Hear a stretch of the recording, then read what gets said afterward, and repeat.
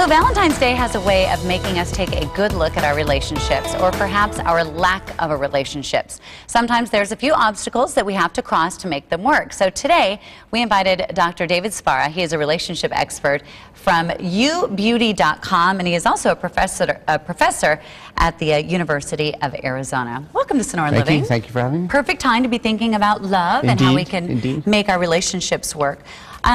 You were telling me that a really important thing is to be in a secure relationship. Right. How do we do that? Well, you know, for the ubeauty.com columns that I write, I spend a lot of time thinking and talking about, writing about how to build healthy and happy relationships. And part of thinking about security is understanding the ways in which our relationships go awry. And we think about two primary ways.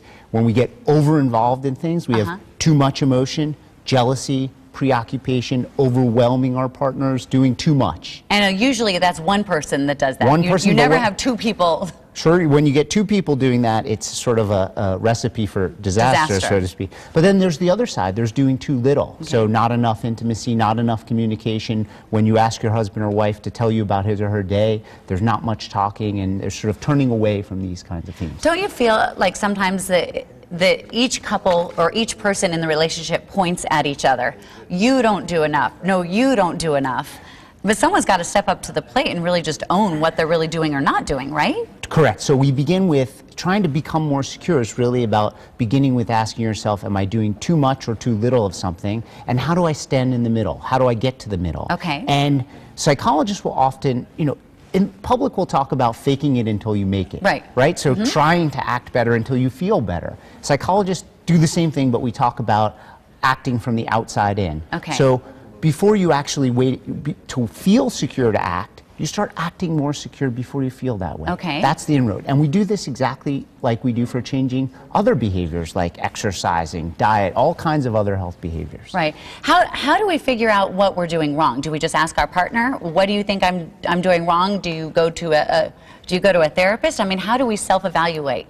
There are a lot of different ways, but I think most of us know, right? So I'll give you just for example, if you tend to feel really jealous towards, say, for example, your husband, I don't know, you know, so your husband, and he goes out with his friends, and you find yourself looking at his Facebook page when he comes home, or hacking his email and doing those sorts of things. That's sort of the stuff behind the scenes, or even just saying, where were you? Exactly. And then he says, lay off, you know, I was just out with my buddies having a beer or doing whatever. Right. And so that you know what's going on. And so you have to sort of feel your emotions, experience your emotions, that sense of insecurity, but not respond to it. Right. And that's the beginning state, not allowing your emotions to drive your behavior. Because what happens is these feelings of insecurity come up, and then they pass, like any other emotion. Right, and I would think jealousy would just ruin a relationship. I mean, what do you think is the most toxic thing in a relationship? We know there are a couple, but we know contempt is really one of the most toxic things. Okay. So now we're married, and I'm your husband, and you're talking, and I roll my eyes at you, and I look at you like you're inferior. Right. And so contempt is really the most toxic ingredient. Okay. And now there are others. There's also criticism. So I criticize you, you criticize me. But there are two other ones. There's defensiveness, and then there's stonewalling. Okay. What's stonewalling? Stonewalling is essentially like you try to talk to me and you try to talk to me about why something's going on, and I sort of block you. I stonewall you out. Right? And so I block you, and then like, I don't have time for this. I don't have time. I don't want to deal with it. I don't want to deal with you. And that's the message, right? And so a very well-known researcher named John Gottman have coined these four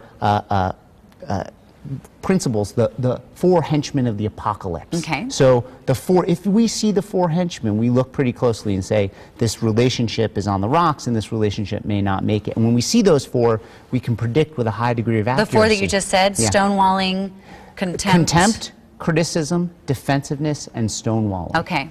I think everyone needs to take a self-look, right? Right. What's the solution?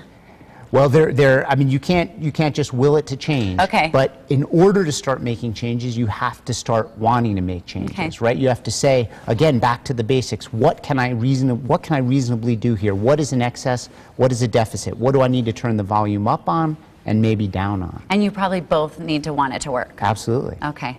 Thank you so much. You're welcome. I learned a lot, and I will stop rolling my eyes. I think I've decided. That's a first good place to start. Okay, good. All right. Thank you so much, Thank you. Dr. Sbarra. And we'll have more of his information on our website.